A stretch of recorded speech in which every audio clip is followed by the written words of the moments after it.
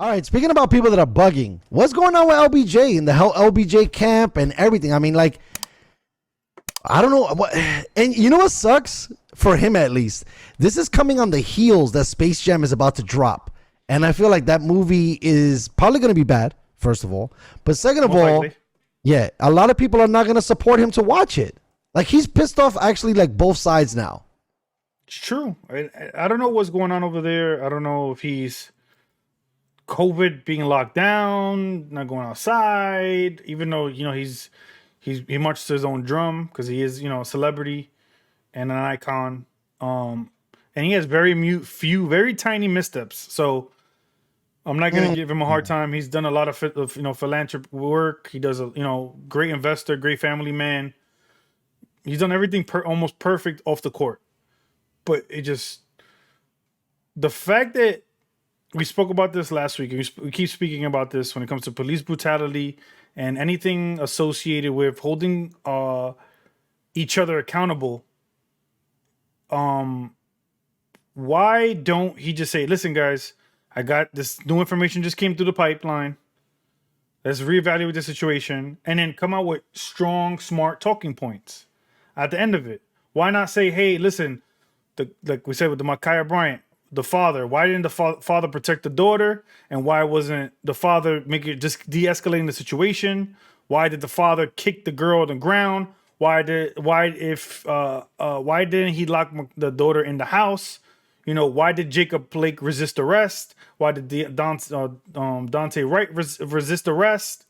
Why are we putting ourselves as a people in a wrong predicament? Everything is reactionary, and nothing is with a clear understanding of saying, hey, the cops fucked up, and we fucked up by not us as a people de-escalating the situation before the police arrive, and we're not holding each other accountable, and it kind of sucks. And we spoke about this last week. So with a guy like LeBron, who has a big platform to go in and tweet out saying accountability, when to me, some people find it wasn't a good shooting, other people find it as a good shooting. But not to get all the information and then say, hey, listen, these are all the talking points. Here's all the bullet points. Here, what I would have done in that situation to be better and what we could do better as a community moving forward. I think that's where his misstep is. I was talking to some sports agents that I had on, Mikkel Fuji and Scott Marshall. Shout out to both of these guys. And I was talking to them, like, if you had clients, like, how would you go about talking to them about how they should use their platform, what they should do with social media and things of this nature? And they talked about, like, hey, why don't you get involved more in nonprofits? Why don't you, like, really, like, target some of the other things? Instead of you just writing, 260 characters, that might not be powerful enough, right? And it's just like, I love LeBron James because I think he's a phenom on the court, but it's been weird, his stuff off the court. And I feel like it all came down from, him doing that, releasing what team he was going to go to when it was Miami. But a lot of people talk about, like, they hate him on that, but all the profits for that went to the Boys and Girls Club, right? Which was a really good thing. But ever since then, it just seems like, I don't know, homeboy's drinking his own lemonade or something, because the China thing comes up and a lot of people were PO'd about that. And, he stands on the other aisle with that because obviously he didn't want to mess with his bucks because obviously, China, whether they make all the Nikes or whether the Chinese consume all their products and watch basketball, I mean, they have a huge presence over there. It's insane that out of all the sports we have, how big basketball is on an international front, and they didn't want to piss off anybody. But it's like, you want to say accountability for one thing, but then you don't want to say accountability for another thing, right? And then the one that really got me, because I'm like, okay, you know what? Look, especially when you talk about bang, bang, bang, right? So bang, bang, bang also happens for us, right? You see a new story, you're black, you get offended, you didn't see the whole thing, you go to Twitter like, fuck, what the fuck is going on? Whatever you wrote, I get it, right? A lot of celebrities write shit and then they delete it. But then now he starts complaining about the playoff format. And you being my NBA guy, I wanted to get you to weigh in on that because, first of all, I told you before, when Anthony went down and LeBron went down, I'm like, they're done. and it doesn't even seem like he's being able to get back to onto the court. And so now, what is he arguing about? Yeah, go ahead. Don't worry. I'll fill the air. My man Hollow Clutch is playing Mrs. Doubtfire just like I do, being stay-at-home dads now. He's copping some pizza, but it's really baffling to me that LeBron James in such a short time has been able to upset so many people, and he's supposed to be one of the greatest athletes of all time, one of the greatest basketball players of all time. I mean, he ranks high in the scoring position all time. Comes out now that Dr. J, last week we mentioned it, keeps him off of his all-time list, which I thought was crazy. But it doesn't seem like LeBron really knows how to inject himself on a social discussion, whether it be him mistalking with or not backing up freedom of speech via how things were happening in China, from him obviously making free agency, for him being a circus, for him starting the concept of pretty much super teams, which I think is kind of silly because most of the super teams he's been on haven't really been that super. And it's been a lot of guys that are kind of a little bit past their primes, not so much in their prime. I think that if you have a legitimate super team, that everybody should be super, not just you. And then now he goes on, he's getting upset, speaking crazy things about people are going to get fired and all this other stuff. And I mean, he's supposed to be a player, but it also looks like he's the GM slash, and on ownership and all these things. Good, nice job with the large pizza. That was quick, by the way. Those dudes get it popping fast. But so like I was saying, to get you into it, what is this problem that he's having now with the playoff format? I don't know. I feel like he's going through a mid-career crisis right now, to be honest, because it's like, I feel you. It makes no sense. You're only complaining about it because you're about to be in it. That's the only reason why you're complaining about it. If you were the number one seed, you wouldn't have said a goddamn thing. So that's the way it comes into where you're just like picking and choosing what you want to say and when you want to agree with something, when you want to disagree with something. And then I was watching like Nick Wright loves LeBron James. I don't know if you know who Nick Wright is. I know Nick Wright is. Yeah. He's a cool dude. Some of his shit is a little on the left, but I'm okay with it.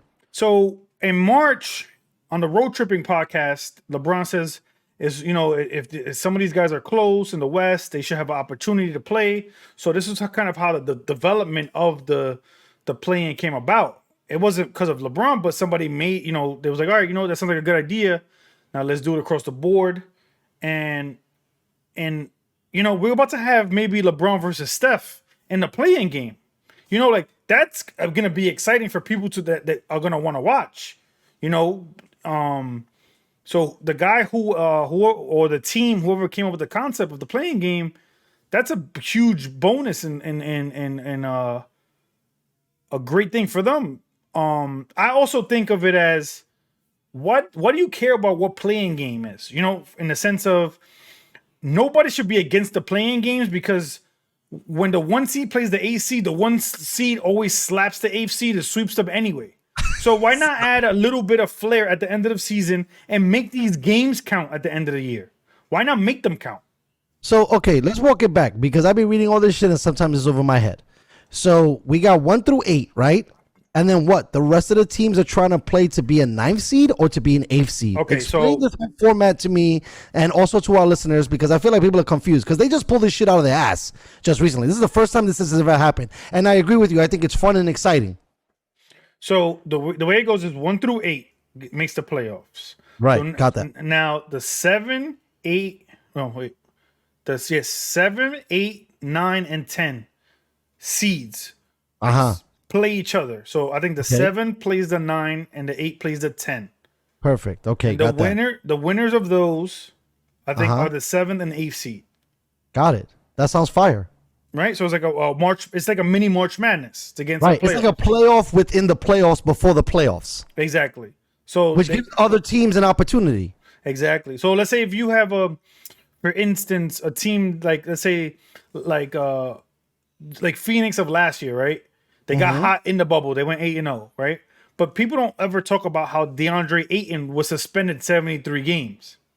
Because of illegal drug substance, right? So now let's say you get a player back who was out for I don't know, 3 months with a torn ACL, and you guys are in the fringe 10th seed or 9th seed, and you get them back. Let's say for whatever instance, let's say Klay Thompson was able to come back now, clear, that team is a different team with Klay Thompson on the Warriors.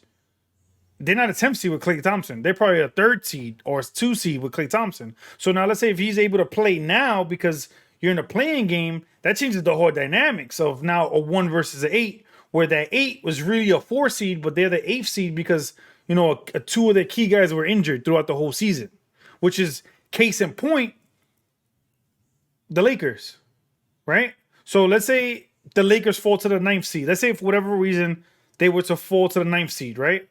In the old format, you would be at the league. Right. You would be at the playoffs. Yes. Period. So now in this opportunity is whoever's the 1 seed will play in the first round. It'll be Phoenix Suns if they get the 1 seed. We'll be playing the Lakers as the 8th seed. And that'll be a dope ass thing because it's technically the Lakers are really a 2 seed. So now you have a 1 seed going against technically a 2 seed, but they are the 8th seed.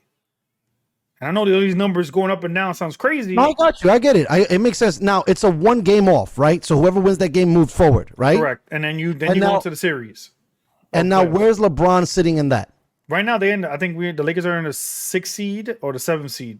How many games left in the season? It's like 7.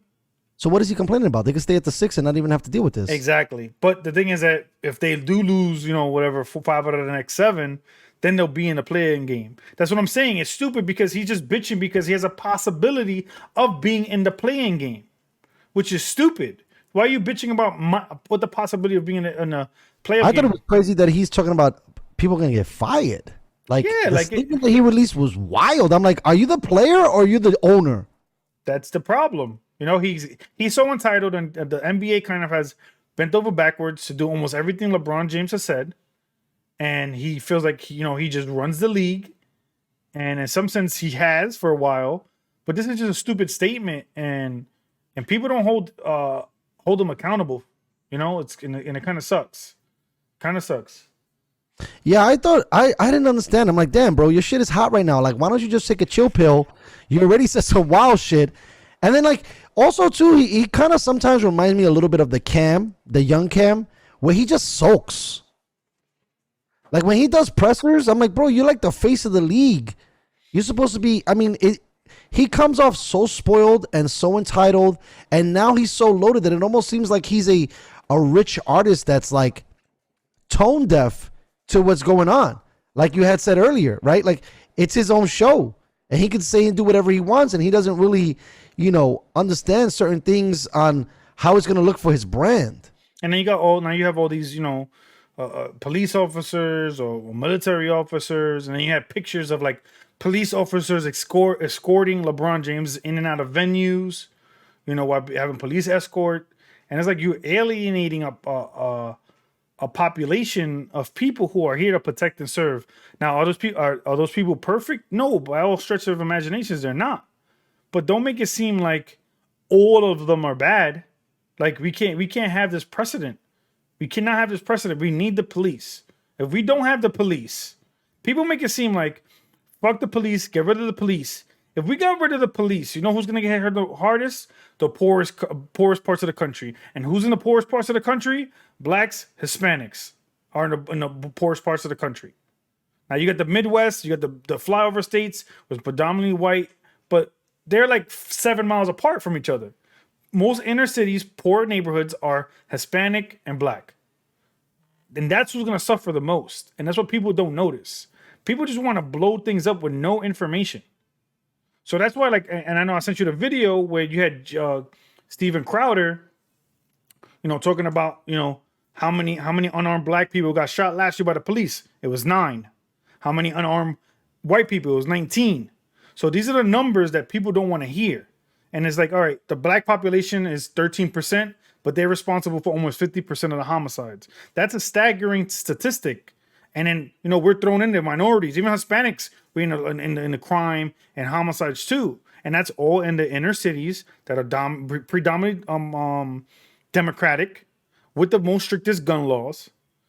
And we need to hold each other accountable. That's why, you got these police and these military guys coming out against, LeBron James or any celebrity that comes out and just says stupid shit just to virtue signal and to say they're a part of the movement, and it's getting annoying.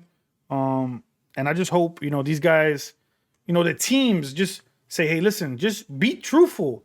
If you fuck up, say, yo, my bad. I fucked up last week, or I fucked up yesterday, or I fucked up today. I got no information. The information I got at the time, I reacted emotionally. I didn't, get other information. People can respect you if you just tell the truth, and you can say, yo, my bad. I know it was on me. Next time, the next situation, I'm gonna act with more information. I'm not gonna be react with so much emotion, and I'm gonna try to be a better person. But we don't do that across the board. Politically, media, nothing. It's just fuck you.